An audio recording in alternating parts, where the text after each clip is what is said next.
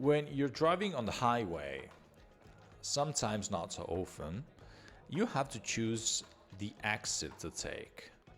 Sometimes it's easy, more likely you have your Google Maps running or mobile, they can tell you when and how, but what happens if you don't have any internet connection? And what happens when you've never taken that way before? This is more or less the feeling a lot of expats get when moving to Italy and signing for a temporary or long-term permission to stay. Legally, there are several ways to spend more than 90 days or 6 months in Italy depending on your fiscal position or working status. Let's say in general, the majority of the expats put legal compliance and legal residency on top of the task list. Embassies, consulates, Anagrafe, immigration lawyers sitting on the table, pulling back and forth for the same goal. But what happens after that? What's beyond that? Taxes may come after your registration to the Anagrafe or even before, without sending any confirmation letter in your mailbox. How does this sound to you?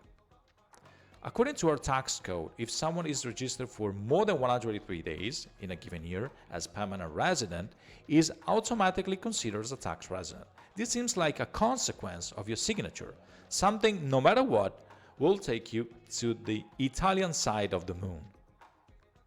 At the same time, if you spend more than 183 days in Italy, even without registering, you'll be considered a fiscal resident as well, with all the packages of fiscal obligations and reports to take care of. Let's shift to the second gear and get faster now.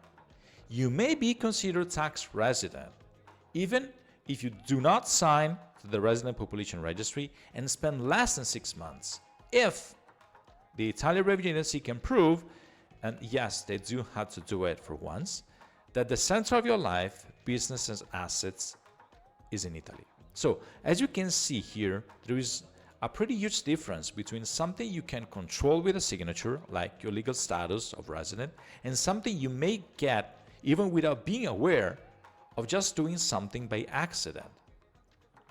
So the plan should be, and feel free to choose the way that works better for you, okay? Planning both legal and fiscal residence at the same time, as one can impact on the other one in a very significant way.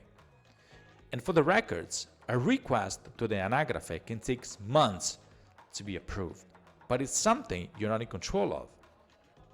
Flip side, if you take longer to pay your taxes here, they start to add fines and penalties.